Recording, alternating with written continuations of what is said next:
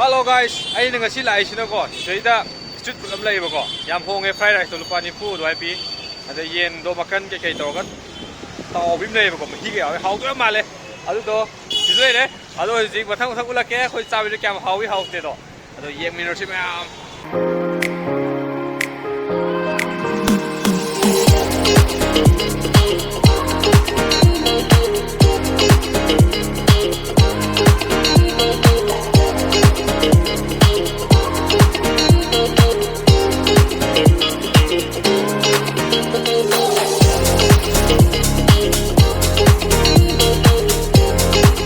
Ma'am, to see you never go. Man, how is it? Ma'am, how much per plate? 60. 60. Okay, give me one per plate. How much fried rice? Huh? Okay, ma'am. Two fried rice and this one plate. Give me. Ay, ngang chỉ cái nó khăng thế.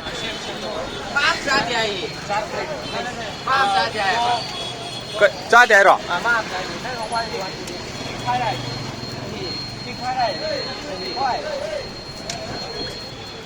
Ma nga buk sa de ba to si na makan ga kele za ga ka to bu ne to ga singa ne to si au ma ro yeng yes si na bia ye kya hai mutton chicken oh tao fry kebab oh kebab boy ba le ma si se video nam tra ke ses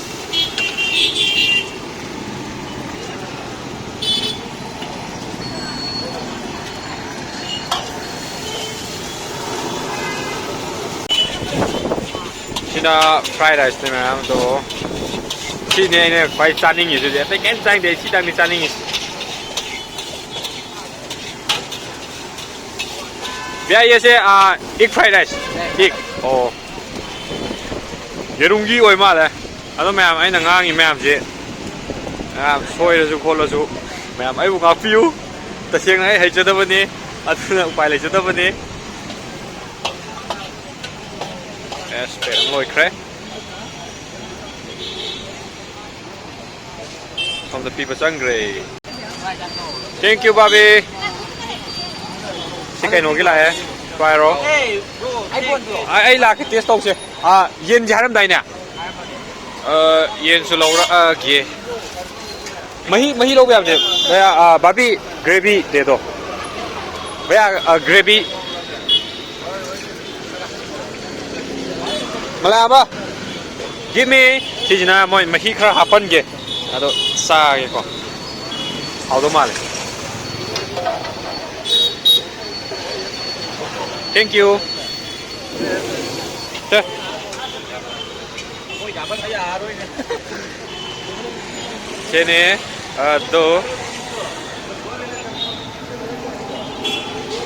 Sini yen cái nào đó.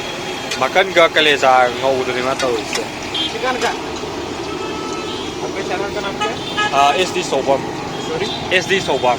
SD Sobam. Ma'am ji को आई ना video number है मैं चाहे कि ma'am का साथ संग है तो दुबई ना था नहीं कि चलिए मैं कई तो गए आई ना वीडियो नंबर ऊ है हेलो वाह सब्सक्राइब तो भी वाले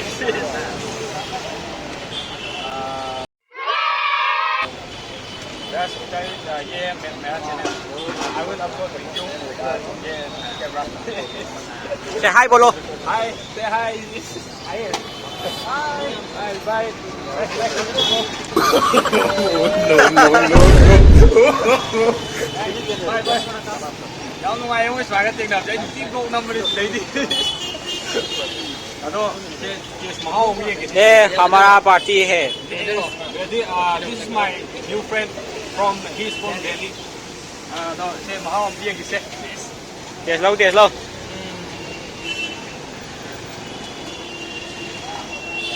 Đây tôi học. Rồi, ít phải ra xem nào. Alo, 여기 막간 거 들어가자. 지금 Mahao 얘기. First, I pick up makan. So delicious. It's so delicious. So how about doing? It's so tasty. Itu pak, ini satu pakai motornya. 60 40 enough เอาไปนะมาแนมบ้างเอาป่ะมาชนโดย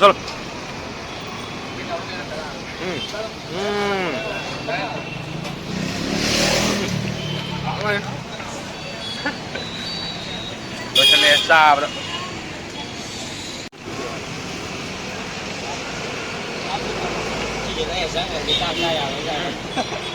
cái hồi mình làm cái khăn đẹp à quên ạ này mà không được tới cái gì số mấy nóสั่งก็ซาไปปัญหากันที่ต้องคนโตแล้วก็ช่วยปวดอ่ะยามเราคงมันเพิ่มเล่นเหมือนเขาชอบอ่ะกินให้พี่ไปเลยเนี่ยครั้งนี้อ่ะกินให้พี่ไปเลยเนี่ย thank you Nicky yes กินในครั้งนั้นมันกันเลยจ้ะแล้วพี่จะผมบอกไงต้องพกเป็นให้โตเลยสิเอาก็อร่อยมั้ย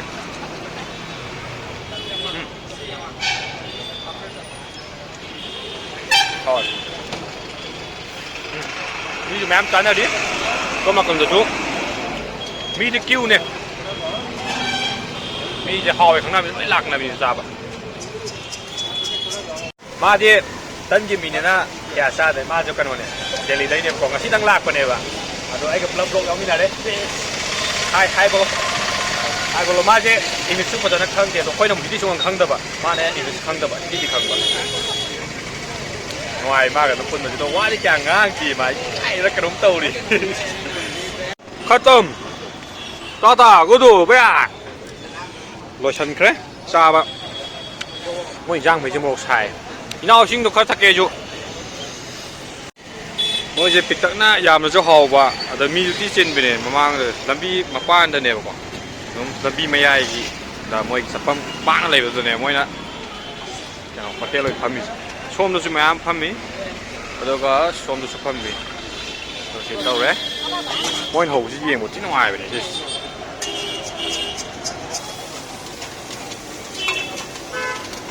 네.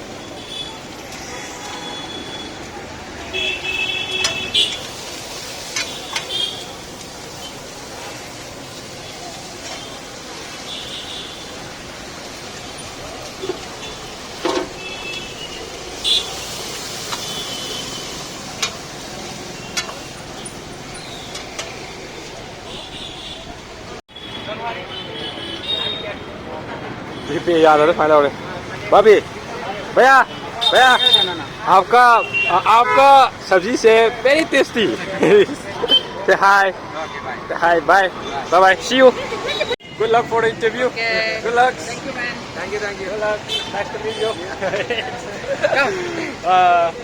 are you from Kerala Yeah. okay I'm from Manipur you know Manipur Yeah. yes I'm Manipur khang me yeah that's mai mà mình sẽ qua mà mình My name? Abhinav. cái bác Abhinav. Abhinav Sundar Yeah. yes mai mình sẽ qua ai cái hai bên sau là có mà này vậy à được cái mà chắc là mình he's so handsome Yeah. hay interview đó thôi một cái khăn cái Definitely get it. đây mình sẽ lối một phải lối đâu ra ngoài rồi yes Thank you. Ma'am, video video sẽ ngasi ini saya dah bersenjata ado pakai subscribe ya kalau sih ado iba mau je anak boleh sih nang nak khang nare ado mau je rumah masa tu boleh buka ado mau yang AI ini dah ki interview set ni apa ado isung lain ni ini su wis good luck bro bye bye see you